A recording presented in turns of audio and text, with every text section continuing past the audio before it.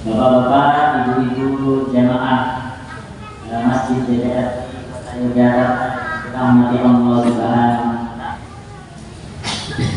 Pertama-tama marilah kita panjatkan puja dan puji syukur kita kehadirat Allah Subhanahu wa taala.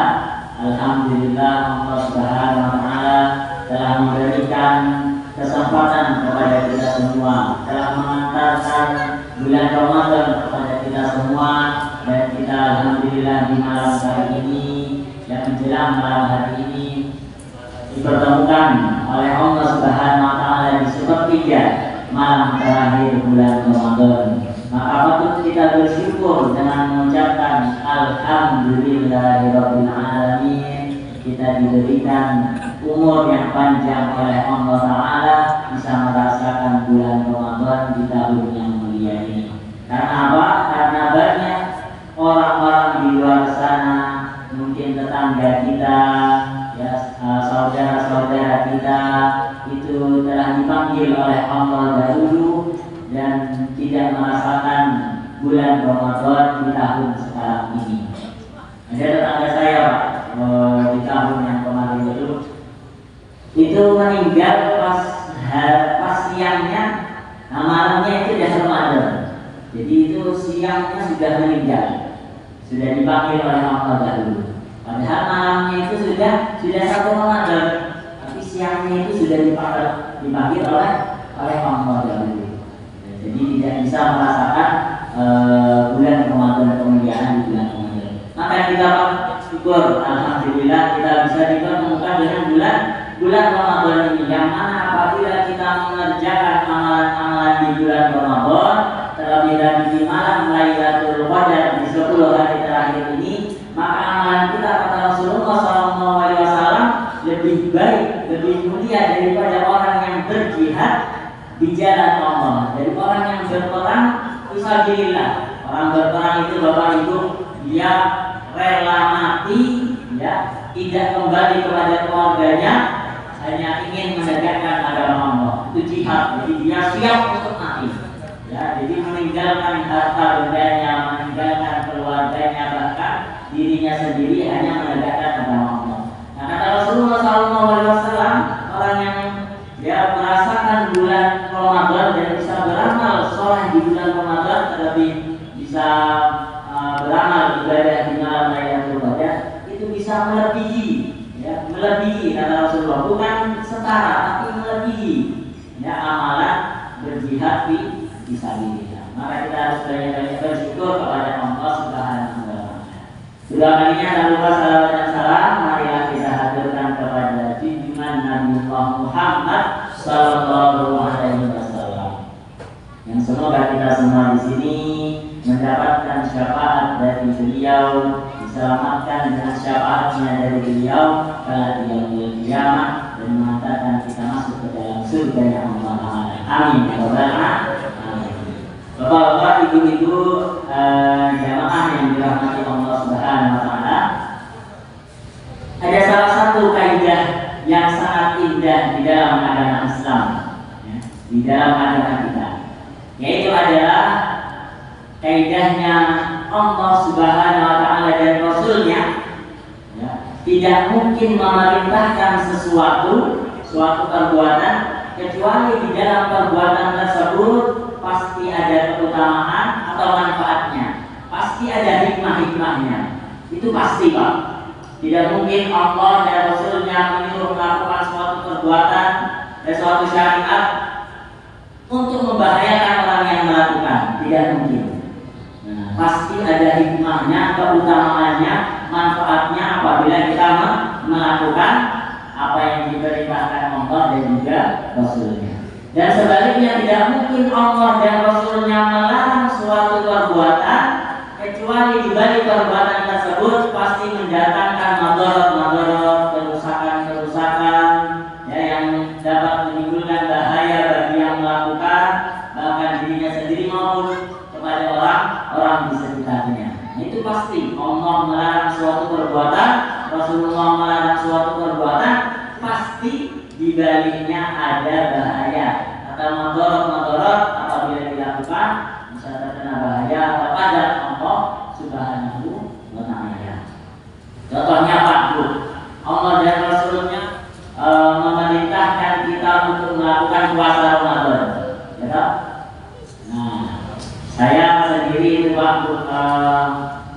punya penyakit mah. Nah, penyakit mah ini kan kambuhan, penyakit kambuhan. Kalau misalnya makan pedas, makan asam atau telat makan, nah itu bisa kambuh. Mungkin bapak ibu yang punya penyakit mah mengerti penyakit mah tersebut ya. Nah, Masya Allah, selama saya puasa itu penyakit mah saya nggak kambuh Pak. Padahal kalau misalnya kita bayangkan logika kita itu kan telatnya lama banget, ya kan nggak makan siang, hanya makan sahur, kemudian telat makan, ya nggak makan jam minum sampai berbuka, ya kan hampir 12 jam telat makan dan tidak minum. Tapi Masya Allah, selama saya berpuasa, mah saya tidak pernah kambuh Pak. Masya Allah, kalau misalnya di luar bulan Ramadan itu biasanya kalau telat makan atau stres atau makan makanan yang terlalu pedas itu kambuh. Ini Masya Allah di bulan puasa ini enggak. Nah itu salah satu hikmah Allah dan Rasulnya menyuruh kita berpuasa. Ya kalau kita berpuasa tidak mungkin sakit Pak, nggak mungkin nanti kalau kita puasa mah kita tenang, ya gitu, terus kita pingsan karena nggak makan, nggak minum gitu ya. Tapi pasti di bulan puasa itu ada manfaatnya. Salah satunya apa? Dalam Kemenkes RI itu ditulis oleh dokter, bahkan berpuasa itu bisa memberikan manfaat ke tubuh kita, kesehatan, yang bapak-bapak ibu yang mungkin kegendutan bisa jadi kurus Pak. Nah, karena berpuasa kan nahan makan, nahan minum, asal pas buka nggak makan yang banyak-banyak, dan ketika besok lebaran nggak makan terlalu berlebihan, itu bisa menurunkan berat badan, kemudian bisa menurunkan gula darah, menghilangkan kanker dari tubuh kita, yang menghilangkan kolesterol dan lain sebagainya. Itu manfaatnya puasa. Nah sebaliknya Allah dan Rasulnya tidak mungkin melarang suatu perbuatan kecuali di dalamnya ada bahaya Pak. Orang yang melakukan judi, itu bahaya sebenarnya dia itu ya diperalat oleh bandar. Nah, dia kalau misalnya melakukan judi itu kerugian untuk dirinya pasti bangkrut. Mungkin sekali dia untung tapi setelah itu berkali-kali kalah, bangkrut akhirnya. Nah rugi karena apa? Karena Allah dan Rasulnya sudah menyuruh ya melarang untuk melakukan perbuatan ini. Minum-minuman khamar, nah itu berbahaya bagi tubuh kita. Kalau kita minum, kita bisa sakit, ya, bisa kena kanker ginjal, kanker usus dan lain sebagainya, komplikasi penyakit. Kalau kita berani untuk melanggar atau melakukan larangan dari Allah dan Rasulnya. Nah, salah satu larangan Allah dan Rasulnya yang kalau bisa kita lihat dalam sekarang ini yang banyak sekali merebak, yaitu adalah larangan untuk melakukan perbuatan zina. Nah ini zaman sekarang ini merebak sekali Pak. Dan ini sudah dibuktikan oleh perkataan Rasulullah SAW bahwa tidak akan terjadi kiamat sampai zina itu merajalela. Nah kita sekarang merasakan di zaman yang mana zina itu merajalela. Ya kita lihat ada orang yang melakukan perbuatan zina. Ini tidak di zaman sekarang biasa aja.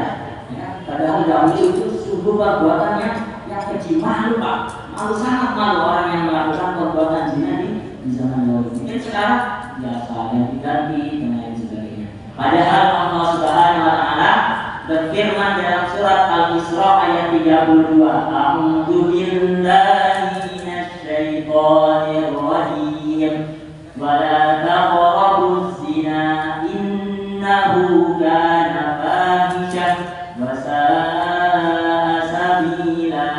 Kata Allah Ta'ala, Allah berfirman, dan janganlah kamu mendekati zina.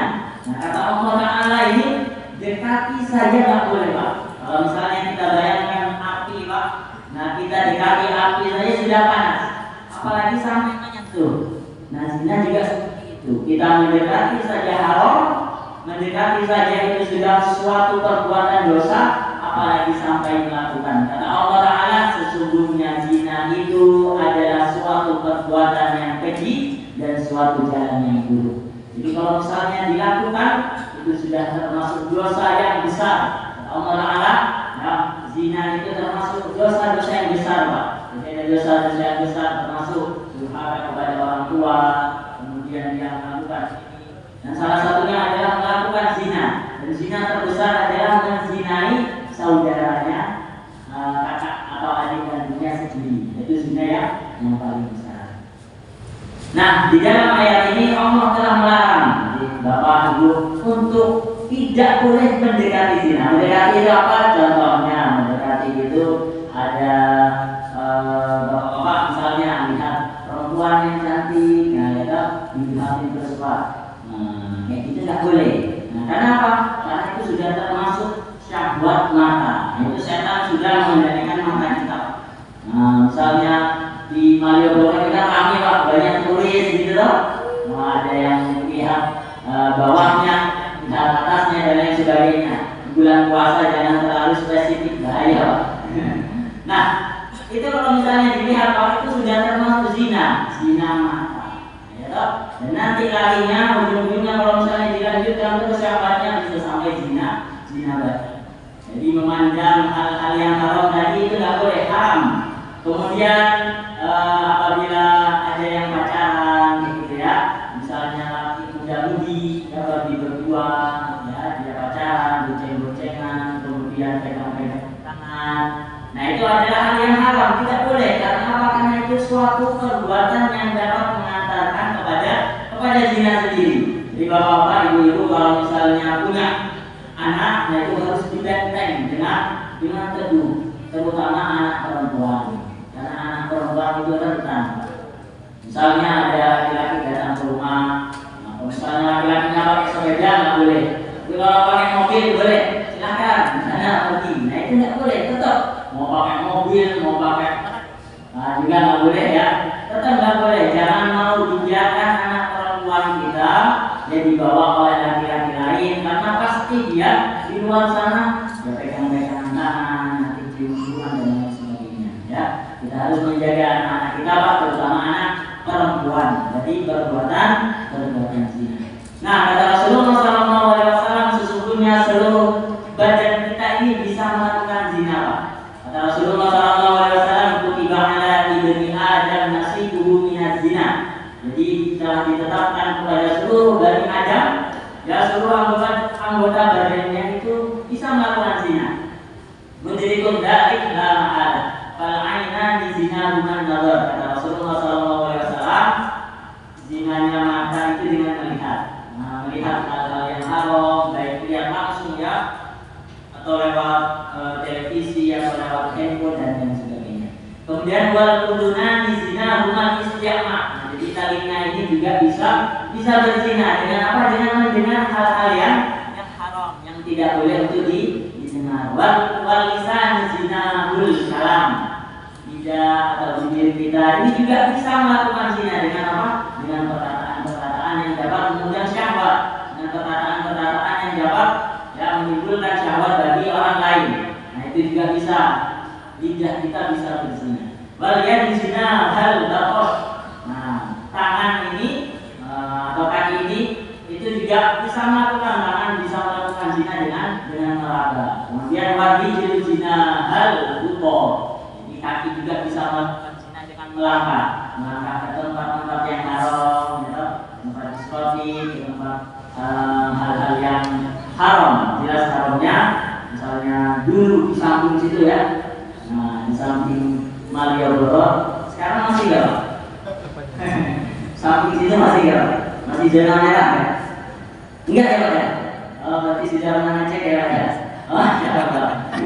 Ya, itu di samping situ zona merah Pak. Ya kan? Saya sudah lama di Jogja juga selama. Tapi belum pernah ke sana, alhamdulillah. Nah, kemudian hati itu juga bisa zina dengan apa? Dengan menghayal. Ya, menghayal hal-hal yang haram, gitu. Itu hati sudah berzina. Dan kemaluan kata Rasulullah, wa yusaddiqu dzalik farju wa yukadzibuhu. Kemaluan nanti yang akan membenarkan atau mendustakannya. Jadi hati-hati Pak. Jadi seluruh anggota badan kita itu bisa berzina, mata bisa berzina, telinga, lisan semuanya bisa berzina apabila kita gunakan untuk hal-hal yang haram. Nah, kalau misalnya di Arab Saudi sana Pak, di Timur Tengah itu yang melakukan zina itu hukumannya keras, hukumannya tegas, menegakkan hukum Allah Subhanahu wa taala. Bagi yang sudah menikah hukumannya apa? Dirajam. Dirajam itu dikubur dia, dikubur sampai setengah badan, ada yang sampai pundaknya. Jadi ditutup Pak sama kain, seperti kain kafan. Jadi dia tidak bisa melihat. Kalau di film-film itu kan juga melihat gini, enggak Pak, aslinya ditutup pakai kain agar tidak bisa melihat. Kemudian yang melempar batu, nah itu ada algoritmanya sendiri Pak. Megang batu yang besar, nggak kerikil Pak. Kalau kerikil lama, ya nggak meninggal. Jadi batu yang besar agar apa? Agar tidak merasa kesakitan yang lama.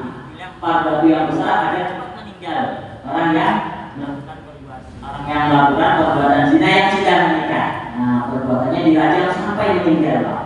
Dahulu di zaman Rasulullah SAW ada yang melakukan perbuatan zina, tapi wanita tersebut sedang hamil. Kemudian kata Rasulullah SAW disuruh untuk menunggu agar anaknya lahiran. Kemudian disuruh lagi sama Rasulullah disusui sampai 2 tahun. Akhirnya setelah 2 tahun wanita itu dirajam, menegakkan hukum Allah. Wanita sendirinya yang minta Pak sama Rasulullah untuk ditegakkan hukum rajam kepadanya. Kalau sekarang pasti tidak lari, sudah sembunyi kemana? Nah, kayak gitu. Kalau dahulu malah minta. Kenapa? Kalau misalnya dahulu ya di zaman Rasulullah SAW menegakkan hukum Allah, maka dosa-dosa dia akan diampuni oleh Allah Subhanahu wa Ta'ala. Itu makanya dahulu kalimatnya sungguh luar biasa. Walaupun dia melakukan perbuatan dosa zina, tapi dia ingin menegakkan hukum Allah, ingin dosanya diampuni oleh Allah.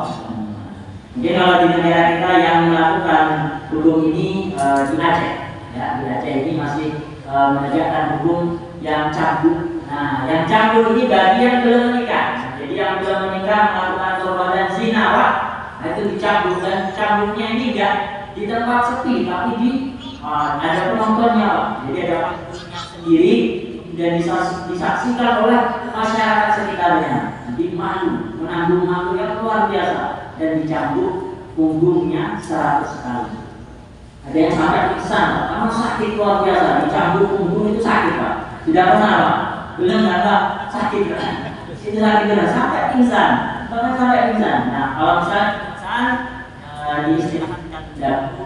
Biasanya kalau misalnya sudah sehat, dilanjutkan lagi.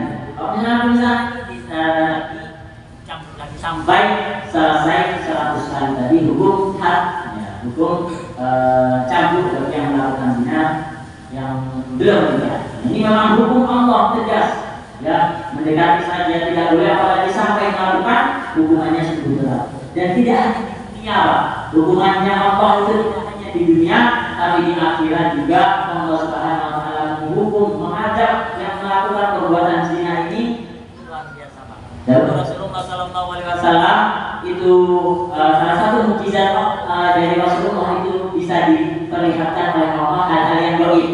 Jadi Rasulullah pernah melihat keadaan surga, Rasulullah pernah dilihatkan oleh Allah keadaan neraka. Nah ketika itu Rasulullah SAW dalam mimpinya dilihatkan oleh Allah Taala keadaan neraka. Ada yang disiksa dilempar batu sampai kepalanya pecah, tumbuh lagi, kemudian ada yang dibakar, ada yang dirobek bentuknya dan lain sebagainya. Dan salah satunya adalah laki-laki dan perempuan di dalam satu tungku yang besar, kemudian dibakar hidup-hidup Pak. Kalau misalnya api di dunia, nah itu kan sudah panas, apalagi api di neraka. Itu dalam Al-Quran, kalau misalnya dibakar, ya manusia di dalam neraka, ketika kulitnya hangus, itu diganti lagi dengan kulit yang baru. Hangus lagi diganti lagi dengan kulit yang baru. Kenapa? Karena kalau misalnya sudah hangus, itu syarafnya mati. Jadi kalau misalnya dibakar terus-terusan, tidak merasakan kesakitan. Tapi kalau diganti lagi, dibakar lagi, itu sakitnya terus-menerus. Nah di dalam tubuh itu ada laki-laki perempuan yang telanjang dibakar hidup-hidup sampai gosok, diganti lagi kulitnya dengan yang baru, bakar lagi. Kata Rasulullah SAW bertanya kepada malaikat, siapa mereka yang dibakar? Laki-laki dan perempuan itu. Kata malaikat, dia seorang laki-laki dan perempuan yang dahulu ketika dunia melakukan zina dan belum sempat bertaubat. Bapak-bapak, ibu-ibu, sesungguhnya manusia itu banyak melakukan kesalahan, banyak melakukan dosa. Apabila kita melakukan dosa, diberi kesempatan oleh Allah Taala untuk bertobat. Apabila ada orang yang melakukan perbuatan zina, diberi oleh Allah Taala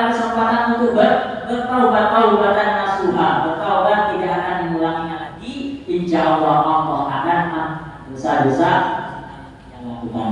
Namun apabila dia tidak ingin bertobat, tidak mau bertobat dan terus melakukan zina, maka hukumannya di akhirat sebagaimana yang dilihat oleh Rasulullah Sallallahu Alaihi Wasallam. Jadi Allah Maha Pemurah, Allah mengampun dosa yang dilakukan oleh seorang hamba sebesar-besarnya dosa.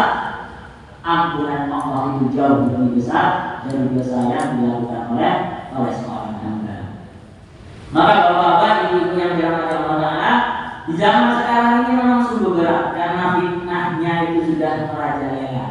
Banyak sekali godaan-godaan terutama kaum laki-laki. Pak, kalau misalnya ada, ini saya titipkan ya, misalnya perpecahan. Saya titipkan Pak di rumah bapak-bapak itu seorang perempuan yang sangat cantik, putih, pokoknya cantik sekali ya. Mampu Pak? Ya di rumah bapak-bapak sendirian, saya titipin satu aja, ya selama 1 hari. Nah, mampu gak? Dan gak boleh keluar rumah, harus di jalan terus. Nah, saya yakin gak mampu Pak. Apalagi nanti wanitanya menggoda duluan, sebagaimana dahulu Nabi Yusuf digoda oleh ratu. Nah ini digoda. Nah, saya yakin gak mampu. Ya, kalau misalnya saya titipkan uang, ya 1 miliar, insya Allah mampu dijaga. Nah, tapi kalau misalnya dititipkan perempuan, nah itu gak mampu. Kenapa? Karena godaan terbesar, fitnah terbesar bagi kaum lelaki adalah perempuan. Dahulu Pak, Bani Israel itu hancur bukan karena krisis ekonomi, bukan karena peperangan, tapi karena wanita. Sehingga Bani Israel itu hancur Pak. Ya. Dahulu Bani Israel itu jaya-jayanya kan orang-orangnya pintar-pintar, tapi hancur karena godaan fitnah kaum wanita. Maka barang siapa yang bisa menjaga pandangan matanya, ya, kenapa? Karena laki-laki itu fitnah pertama yang masuk dari mata. Kalau misalnya bapak mata terus Pak, insya Allah aman. Nah, insya Allah aman Pak. Jadi orang yang terjaga matanya dari hal-hal yang haram, ya laki-laki yang terjaga matanya dari hal-hal yang haram, insya Allah dia aman dari perbuatan zina. Nah, barang siapa yang bisa menjaga matanya Pak dari perbuatan yang haram, namanya adalah qabdul basar, bisa menahan pandangan. Kalau tidak melihat, langsung balikan. Ya, pandangan pertama itu nikmat Pak, tapi jangan dilihat terus. Nah, nanti jadinya melihat terus balik, melihat lagi, ya itu juga nggak boleh. Lihatnya cuma 1 kali, itu pun tidak sengaja. Kalau misalnya naik motor gimana? Naik motor ya jangan melihat yang lain, nanti nabrak. Ya tetap lihat ke depan. Kalau misalnya di depan ada paha kayak gitu kan, ya itu jangan terlalu fokus. Ya fokusnya ke jalan. Bisa menyalip, ya kayak gitu ya. Nah, kata Abu Darda pernah berkata, siapa yang bisa menahan matanya dari memandang yang haram, maka ia akan dipersandingkan dengan bidadari yang ia cintai di surga. Nah, jadi ya kalau kita bisa menahan pandangan kita Pak, insya Allah kita akan mendapatkan bidadari yang kita cintai. Pilih mana Pak? Pilih bidadari atau istrinya sendiri Pak? Ya, pilih istri sendiri yang nanti akan jadi ratu bidadari. Itu biasanya insya Allah kalau itu ibu menaati suaminya, ya menjadi istri yang salihah, telah di surga akan menjadi ratunya bidadari, lebih bidadari yang lain, dan akan dipertemukan kembali dengan suaminya. Jadi bapak-bapak jangan bosan, nggak ketemu istri saya lagi, enggak. Besok istri bapak akan menjadi ratunya bidadari dan lebih cantik dari bidadari surga yang lainnya. Kata Rasulullah SAW, apabila bidadari ini turun ke langit Pak, itu baunya akan menyebar ke seluruh dunia.